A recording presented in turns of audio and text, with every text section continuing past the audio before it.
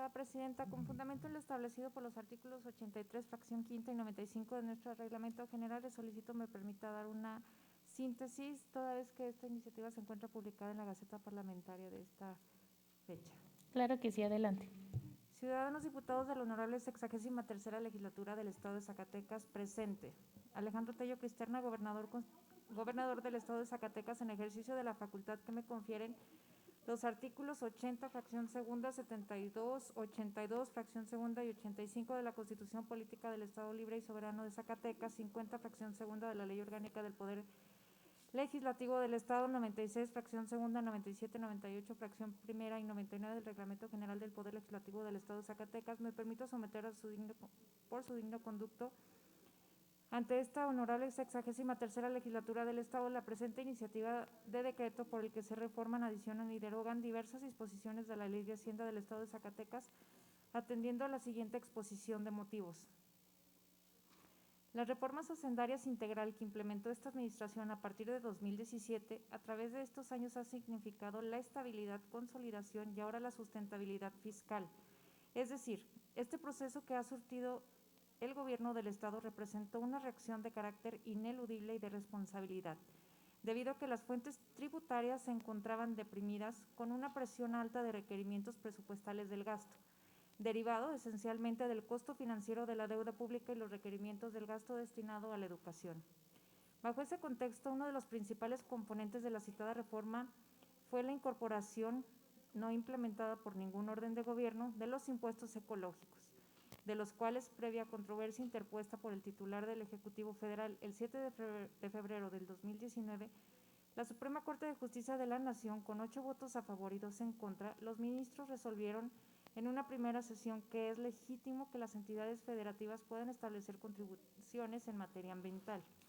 Asimismo, el 11 de febrero del 2019, el Pleno de la Suprema Corte de Justicia de la Nación sesionó nuevamente para resolver la segunda parte de la controversia constitucional,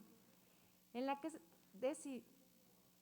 decidió en lo particular y con respecto a cada una de las 4 vertientes de contribuciones ecológicas establecidas en nuestra Ley de Hacienda, para declarar que no se invade la competencia federal en su creación e implementación. Posteriormente a esa ejecutoria, se ha resuelto por los tribunales colegiados de circuito y la segunda sala de la Suprema Corte de Justicia de la Nación diversos amparos indirectos promovidos por los particulares con relación al estudio de los principios constitucionales o los elementos de las distintas contribuciones de orden ecológico. Sentencias que han derivado en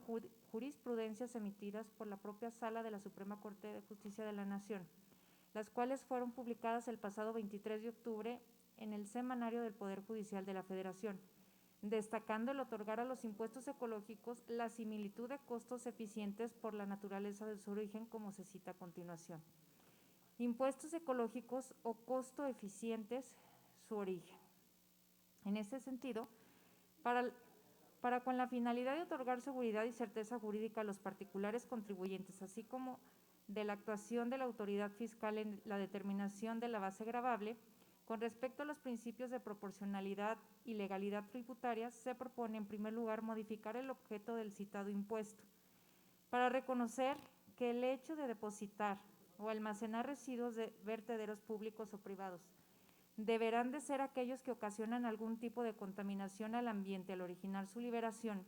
y que esta circunstancia puede ser tóxico o peligroso para la salud humana, para los ecosistemas y para el equilibrio ecológico. Asimismo, en el mismo orden de certeza y seguridad jurídica para los contribuyentes y limitar el arbitrio de interpretación de la autoridad fiscal y con base en las consideraciones jurisdiccionales que el máximo tribunal de nuestro país emitió en las sentencias dictadas al respecto y en la tesis de jurisprudencia textualizada renglones arriba, se propone una serie de definiciones conforme al documento presentado. Respecto al pronunciamiento de la segunda sala de la Suprema Corte de Justicia de la Nación, en el que se señala que se viola el principio de proporcionalidad tributaria, debido a que la norma reclamada, artículos 28 al 34, de la citada Ley de Hacienda del Estado de Zacatecas, al aludir que el residuo es el material formado, cuya calidad no permite usarlo nuevamente en el proceso que lo generó, por lo cual acota su ámbito de aplicación al no permitir diferenciar entre los materiales almacenados que pueden ser empleados nuevamente, así como los que sean sujetos de reutilización, reciclado, coprocesamiento o valoración, lo que considera que los indicios de capacidad contributiva, tratándose de impuestos ecológicos en estricto sentido, no se evidencian con la mera posesión o intercambio de riqueza, sino con el aprovechamiento y beneficio económico que se obtiene de los bienes ambientales. En consecuencia, para atender el principio de proporcionalidad tributaria, la base imponible debe tomar en consideración las unidades físicas sobre las cuales se tenga certeza de su consumo o, en su caso, la liberación en el ambiente